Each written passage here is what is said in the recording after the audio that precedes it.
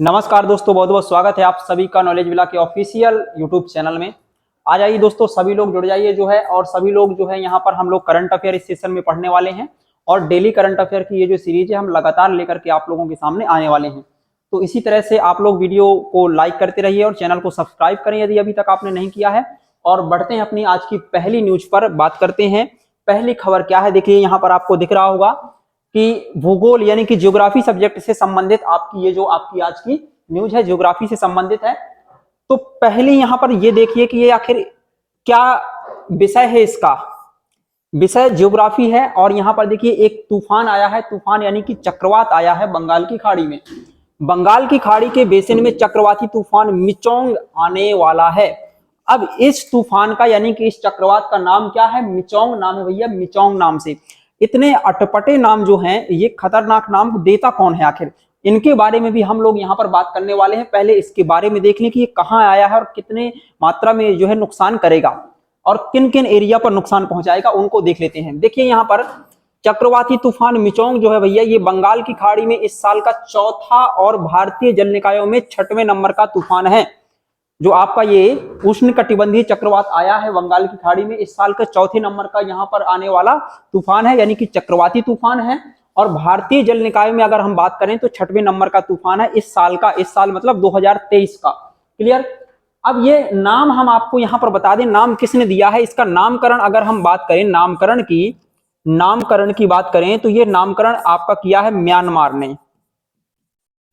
Myanmar आपका एक पड़ोसी देश है और उसी के द्वारा जो है यहाँ पर इसका क्या है, नाम रखा गया है। क्या नाम रखा गया है? मिचोंग। ठीक। तो इससे पहले एक और तूफान आया था, मोखा नामक चक्रवात आया था, मोका चक्रवात। तो वो भी एक यहीं पर बंगाल की खाड़ी में ही आने वाला चक्रवात था। और इस बार यहाँ पर कौन सा आया है? मिचोंग तूफान। अब यहाँ पर हम इसके बारे में बात करें, इसके भारत, बांग्लादेश और म्यांमार के कुछ हिस्सों पर जो है क्या असर पड़ने वाला है। तो इन क्षेत्रों पर इसका असर पड़ेगा और संभावना है कि संख्यात्मक मॉडल के अनुसार अगर देखा जाए तो प्रतिकूल मौसम की स्थिति के कारण और अधिक तूफान आने की आशंका है। मतलब ये तूफान और अधिक बढ़ सकता है और काफी ये नुकसान पहुंचाने वाला तूफान है। चक्रवाती तूफान मिचोंग दोस्तों थाईलैंड की खाड़ी से उत्पन्न हुआ था, जो कि चलते चलते वहां से बंगाल की खाड़ी में आया और अब इन एरिया पर ये क्या करेगा? नुकसान करेगा, भारत के तटों को प्रभावित करेगा, बांग्लादेश में प्रभाव डालेगा और म्यांमार के कुछ हिस्सों पर यहाँ पर काफी ज्यादा जो है क्या आएगी? तबाही आएगी। तो इससे ये सारा जो है नुकसान होने वाला है, आप लोग यहाँ पर याद रखेंगे। क्लियर? चलिए अगली खबर के बारे में बात करते हैं। नामकरण याद रखना, म्यांमार ने इस तूफान का, चक्रवाती तूफान का नामकरण किया है, ये आप सभी को जो है यहाँ पर याद रखना है। क्लियर? अगली खबर पर आते हैं। दूसरी खबर का आप लोग टाइटल यहाँ पर देख सकते हैं, इसका विषय है समाचार में व्यक्तित्व। मतलब कोई बहुत ही महान व्यक्ति रहे हैं गुरु तेग बहादुर, हमारे इतिहास में जो है आप देखते होंगे, है ना। गुरु तेग बहादुर शहीदी दिवस अभी हाल ही में मनाया गया यहाँ पर, और इसके बारे में हम यहाँ पर बात कर दें। शहीद दिवस 24 नवंबर को मनाया गया, अभी हाल ही में 24 नवंबर दिन, शायद कल का ही दिन रहा है आपका 24 नवंबर का दिन। तो इसमें यहाँ पर हम आपको बता दें कि ये कौन थे? सिख धर्म के 9वें गुरु हैं गुरु तेग बहादुर, 9वें नंबर के गुरु हैं सिख धर्म के। और उनके शहादत दिवस को हर साल शहीद दिवस के रूप में मनाया जाता है। यहां से आपसे प्रश्न पूछा जा सकता है कि निम्नलिखित में से किसके शहादत दिवस को शहीद दिवस के रूप में मनाया जाता है? तो आपको याद रखना है कि गुरु तेग बहादुर जी, जो कि सिखों के 9वें गुरु हैं, इनके शहादत दिवस को क्या मनाया जाता है? शहीद दिवस के रूप में मनाया जाता है। क्लियर? आज ही के दिन 1675 में मुगल बादशाह औरंगजेब के द्वारा, है ना, इस्लाम अपनाने से इनकार करने पर दिल्ली में उनकी हत्या कर दी गई थी। इनको किसने मारा था? औरंगजेब ने इनको मारा था। आज ही के दिन, आज ही का दिन मतलब 24 नवंबर के दिन। बात समझ में आ रही ना? तो 24 नवंबर को इनकी हत्या की गई थी। किसके द्वारा? ये क्रूर शासक रहे हैं औरंगजेब, जो है मुगल बादशाह रहे हैं, इनके द्वारा इनकी हत्या कर दी गई थी। इन्होंने अपने अनुयायियों को कमजोरों की रक्षा करना सिखाया, है ना, जान की कीमत पर भी। इन्होंने कहा था कि आप अगर अपनी रक्षा करना चाहते हैं तो अपने लिए जान की कीमत भी लगा सकते हैं अपनी रक्षा करने के लिए। यहां पर समझ रहे हैं ना आप लोग? इन्होंने सिखाया कि लालच पर काबू पाने के लिए आध्यात्मिकता का मार्ग अपनाना होता है। लालच ना हो इसके लिए हमें क्या, ये थोड़ा सा इनके द्वारा दी गई कुछ शिक्षाएं हैं। आध्यात्मिकता का मार्ग हमें अपनाना है, जिसके माध्यम से हम अपने लालच को कम कर सकते हैं, और लालच वास्तव में एक बुरी बलाई है। गुरु तेग बहादुर जी के बारे में बताएं। इनका जन्म अप्रैल 1661 में हुआ था, 1621 में हुआ था जो है इनका जन्म। पंजाब के अमृतसर में इनका जन्म हुआ था। अमृतसर मतलब पंजाब, यहीं पर स्वर्ण मंदिर है। उन्होंने पंजाब में आनंदपुर साहिब शहर का निर्माण कराया था। आपसे पूछा जाएगा कि पंजाब में आनंदपुर साहिब नामक शहर का निर्माण जो है किसने करवाया था, तो आप क्या बताएंगे? गुरु तेग बहादुर। क्लियर? गुरु तेग बहादुर ने पंजाब में अमृतसर में, यहां पर इन्होंने पंजाब के पास में आनंदपुर साहिब नामक एक शहर बसाया था। इन्हीं का बसाया गया ये शहर है गुरु तेग बहादुर जी का। उन्हें हिंद की चादर के नाम से भी जाना जाता है। देखिए भैया, ये उपनाम जो है भैया, ये आपको बहुत अच्छी तरह से याद रखना है। गुरु तेग बहादुर जो है, इन्हें क्या कहा जाता है? हिंद की चादर के नाम से इनको जाना जाता है, जिसका अर्थ क्या होता है? हिंद की चादर मतलब भारत की ढाल। ढाल तो आप जानते हैं ना, सुरक्षा कवच एक तरह से कह सकते हैं हम ढाल को। तो भारत की ढाल भी इन्हें कहा जाता है। किन्हें? जो आपके गुरु तेग बहादुर हैं, 9वें सिख धर्म के गुरु। ठीक है, अच्छा अगला है, इसमें क्या है? दिल्ली में गुरुद्वारा रकाबगंज साहिब, ये गुरुद्वारा है जिसका नाम है रकाबगंज साहिब। ये तेग बहादुर का दाह संस्कार स्थल है। यहां पर रकाबगंज साहिब में तेग बहादुर जी का दाह संस्कार हुआ था, मतलब इनको अंतिम जो है यहाँ पर इनका संस्कार यहाँ पर किया गया था। बात समझ में आ रही है? तो ये सारी चीजें जो है आप लोगों को यहाँ पर भैया याद रखना है। तो गुरु तेग बहादुर जी के बारे में इतनी बातें आप लोग जो है याद रखेंगे। अगले प्रश्न की ओर बढ़ते हैं। ये भी काफी डिटेल्ड प्रश्न है, इसके बारे में आप लोग यहाँ पर देख सकते हैं। अच्छा, एक चीज हम और आपको बता दें, जैसे हम करंट अफेयर पढ़ा रहे हैं, अब अगली बार से क्या होगा, जैसे जो आज पढ़ाया है तो कल के सेशन में आपको उससे संबंधित प्रश्न भी एमसीक्यू के रूप में लेकर के आएंगे, और प्रश्न के साथ साथ में आपका डेली का करंट अफेयर तो होगा ही, लास्ट में प्रश्नों को भी रखा जाएगा जो पहले हम एक दिन पहले पढ़ा चुके हैं।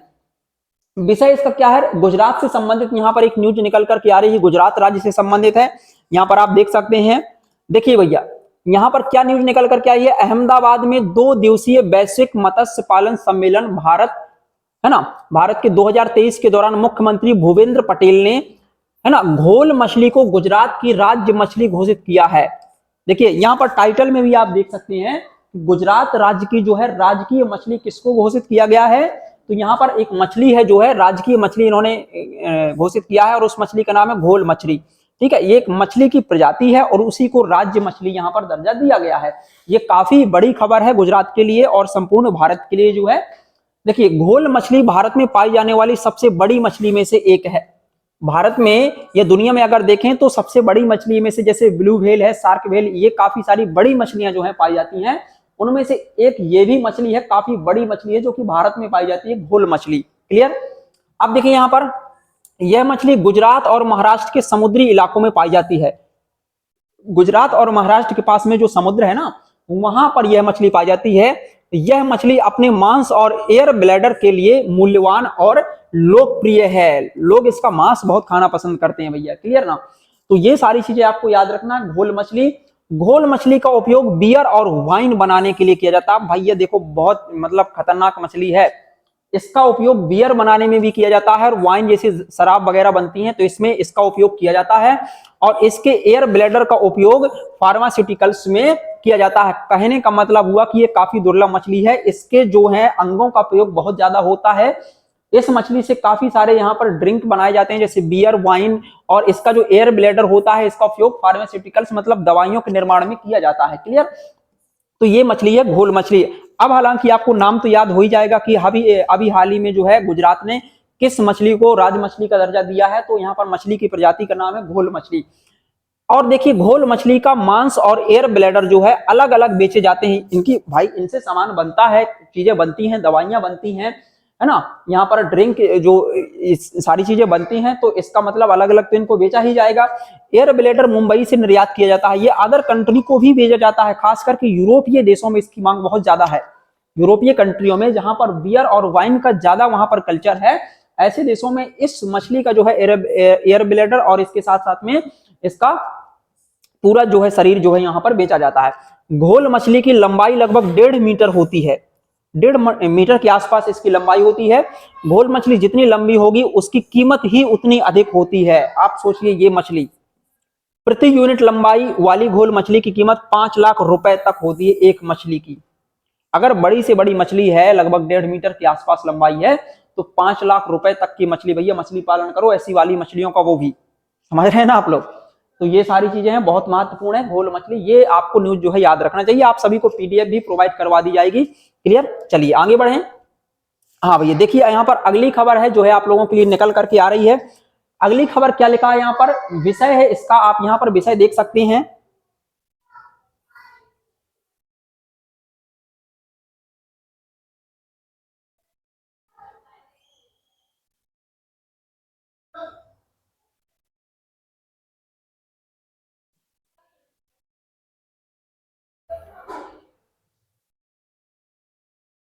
देखिए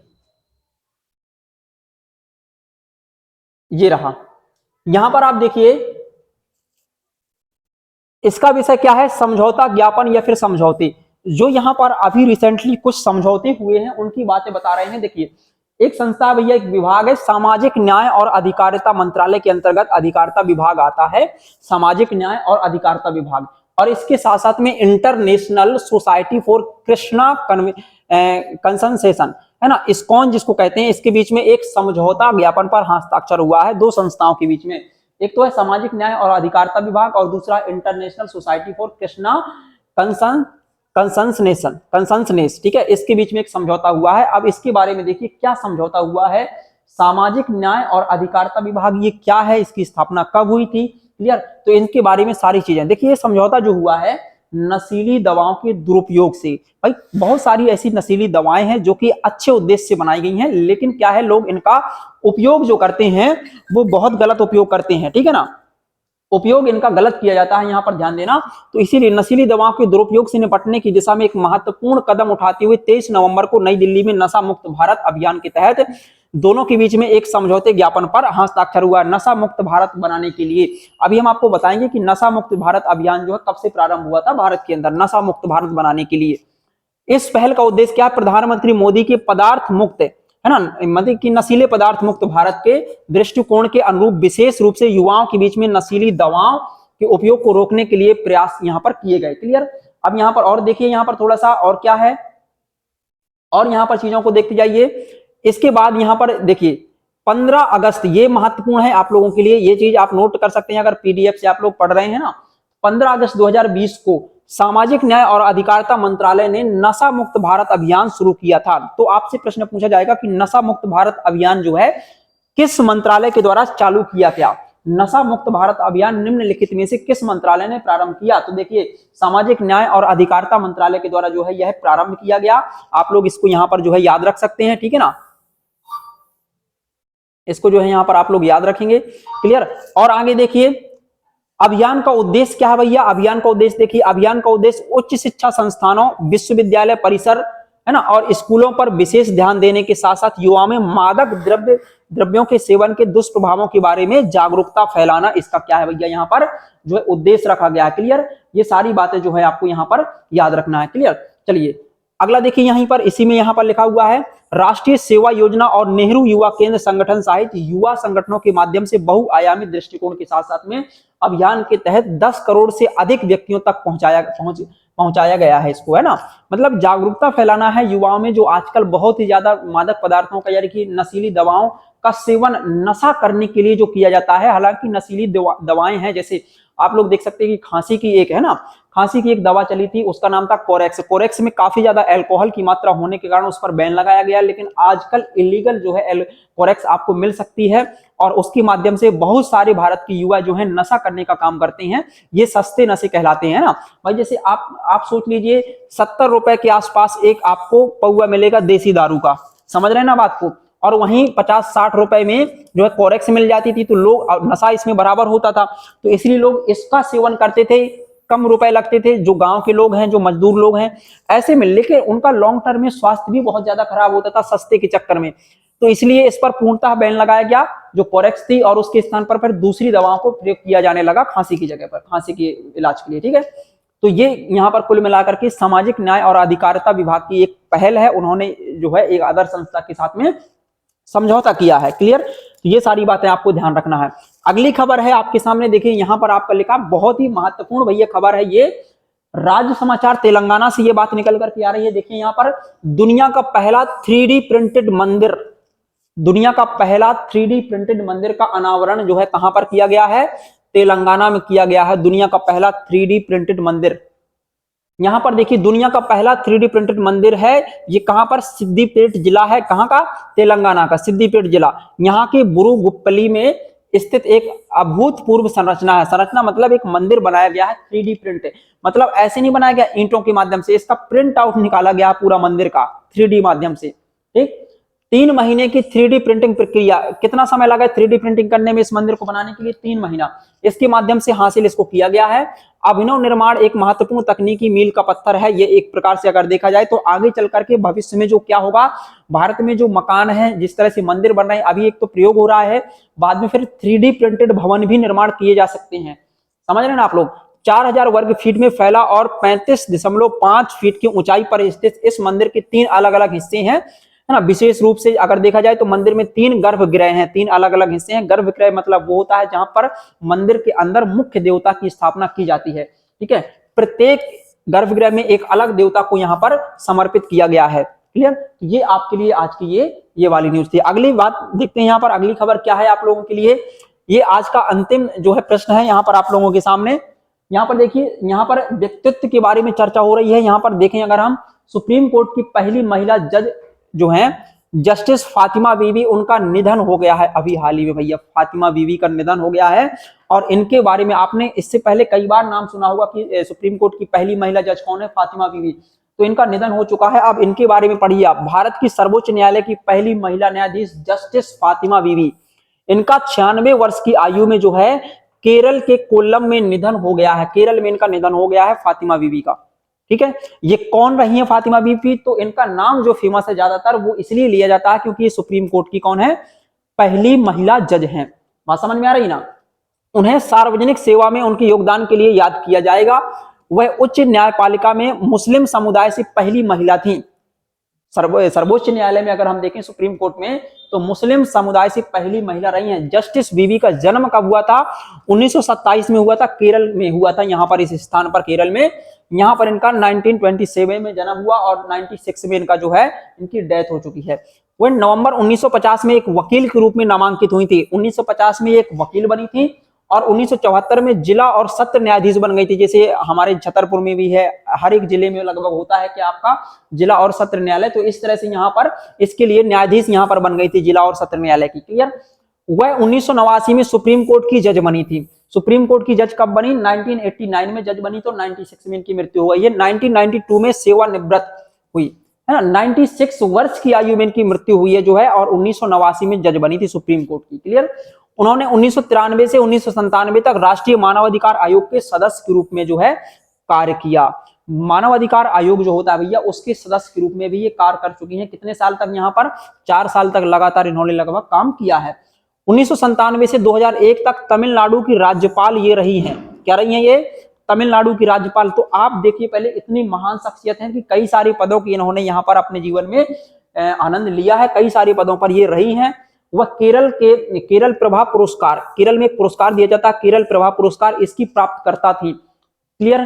केरल सरकार द्वारा दिया जाने वाला दूसरा सबसे बड़ा सम्मान है ये केरल प्रभा पुरस्कार जो है, केरल की सरकार के द्वारा दिया जाने वाला एक दूसरा नंबर का, उस राज्य का, पर्सनली राज्य का एक पुरस्कार है। तो इनके बारे में आपको जरूर यहाँ पर याद रखना है। जस्टिस फातिमा बीवी जो है, इनका निधन हो गया है 96 वर्ष की आयु में। जन्म केरल में हुआ था। ये कौन कौन से पदों पर रही हैं, इन सारी चीजों के बारे में आपको जो है यहाँ पर याद रखना है। क्लियर? अब देखिए यहाँ पर काफी सारे जो है, हम इसकी पीडीएफ जो है आप लोगों की ग्रुप में डाल देंगे, तो आप इससे अपना बेहतर नोट्स तैयार कर सकते हैं। अपने हिसाब से इसका बढ़िया से बढ़िया नोट्स बना सकते हैं, और भी चीजें आप अपनी तरफ से भी ऐड कर सकते हैं।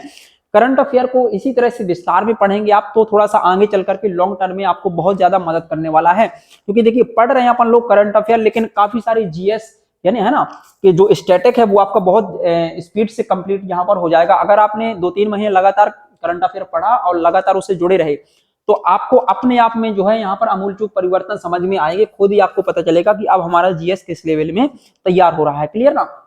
तो इतनी सारी बातों को आपको आज के लिए यहाँ पर रहेंगी। मिलते हैं अगले वीडियो के साथ में, और इसी तरह से आप अपना सहयोग बनाए रखिए। क्लियर? और वीडियो पसंद आए तो वीडियो को लाइक करें और चैनल को सब्सक्राइब करें। मिलते हैं अगले वीडियो के साथ में, तब तक के लिए जय हिंद, जय भारत, धन्यवाद।